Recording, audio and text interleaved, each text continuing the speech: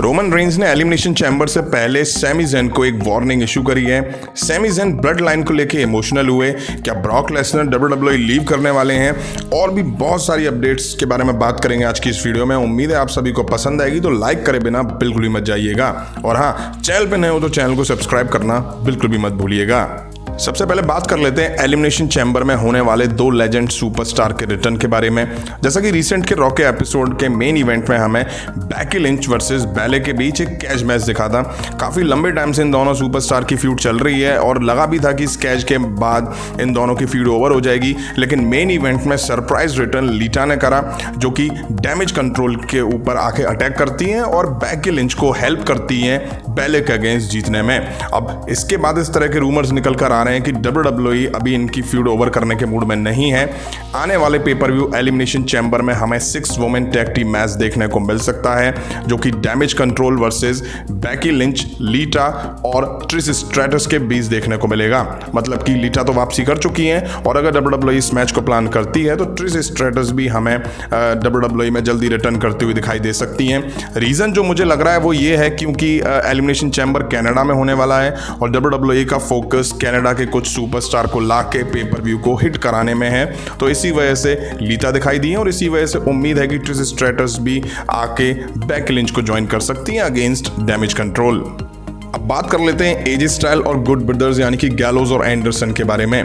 जैसा कि एजे स्टाइल जब जजमेंट डे के अगेंस्ट अकेले पड़ते हुए दिखाई दे रहे थे, तब अक्टूबर 2022 में डब्ल्यूडब्ल्यूई ने गुड ब्रदर्स की वापसी कराई और उन्होंने आके एजे स्टाइल को ज्वाइन करा अगेंस्ट जजमेंट डे। इसके कुछ टाइम बाद फिर मिया यिम को भी इस फैक्शन में जोड़ दिया था, लेकिन अगर बात करूं मैं इस फैक्शन की तो इसमें ना ही एजे स्टाइल दिखाई दे रहे हैं, ना कि गैलोज और एंडरसन दिखाई दे रहे हैं।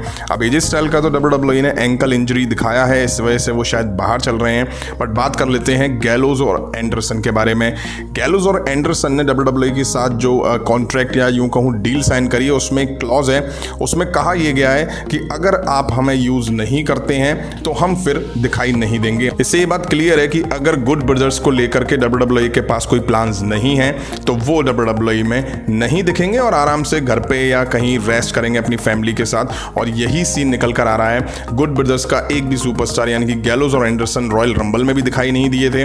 उसी को लेकर उनसे सवाल करा गया और उसके जवाब में उन्होंने ये रिप्लाई दिया है और उन्होंने ये भी बोला है कि हम अपनी जॉब से प्यार करते हैं, बहुत रिस्पेक्ट करते हैं। तो कुल मिला के ये है कि अभी डब्ल्यूडब्ल्यूई के पास कोई प्लान्स नहीं है और उनके क्लॉज में है कि वो नहीं दिखाई देंगे, तो वो नहीं दिखाई दे रहे हैं।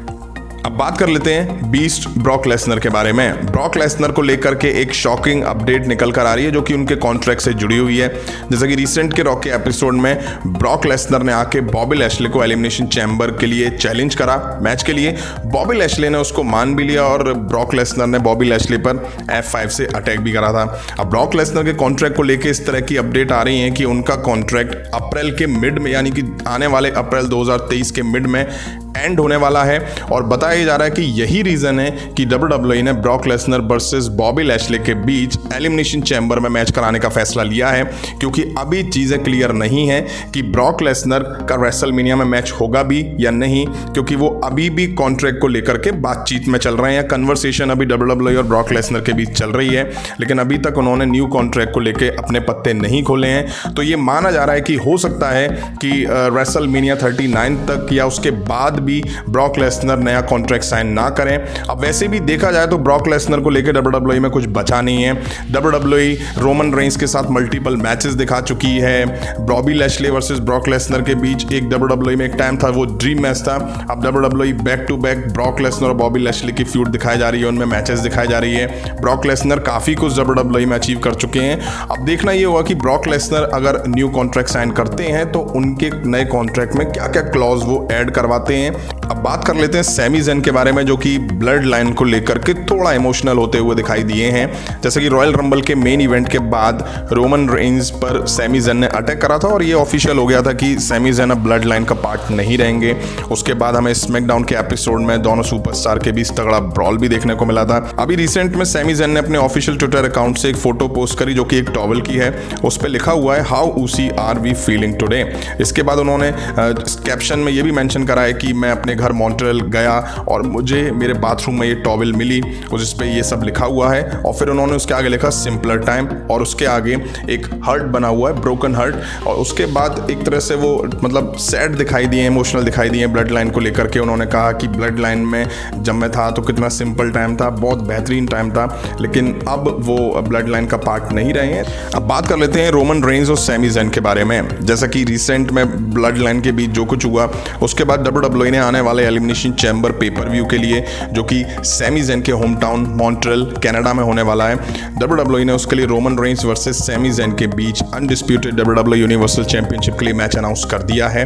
वहीं रोमन रेंज ने रिसेंट में अपने इंस्टाग्राम पर एक पोस्ट शेयर करी जिसमें उन्होंने एक तरह से सैमी ज़ेन को धज्जियां उड़ाने की और वार्निंग दे डाली है। उन्होंने लिखा है, cherish this time with your family Sami Zayn because in 10 days at WWE chamber I smash and humiliate you in front of the whole world.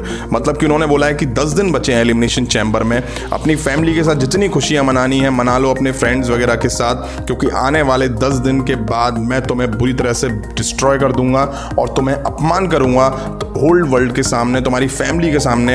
अब एक तरह से रोमन रेंज ये मान के चल रहे हैं कि ब्लड लाइन को तोड़ने का जो सबसे बड़ा रीज़न है वो सैमी ज़ेन ही है, लेकिन ये बात कहीं से भी सही नहीं है। एक तरह से रोमन रेंज ने ही सैमी ज़ेन को फोर्स करा कि वो इस तरह का स्टेप लें, क्योंकि हर बात हर वक्त उन पे शक करना सही नहीं था। अब देखते हैं सैमी ज़ेन अपने होम क्राउड या होम टाउन में क्या कमाल कर पाते हैं रोमन रेंज के अगेंस्ट मैच लड़ते हुए। आपको क्या लगता है कमेंट करके जरूर बताइएगा। अभी की वीडियो में इतना ही, पसंद आए तो लाइक और शेयर करें, उस तरह के इंटरेस्टिंग अपडेट्स के लिए चैनल को सब्सक्राइब करें, बेल आइकन को प्रेस करें। मिलता हूं नेक्स्ट वीडियो में। Thank you.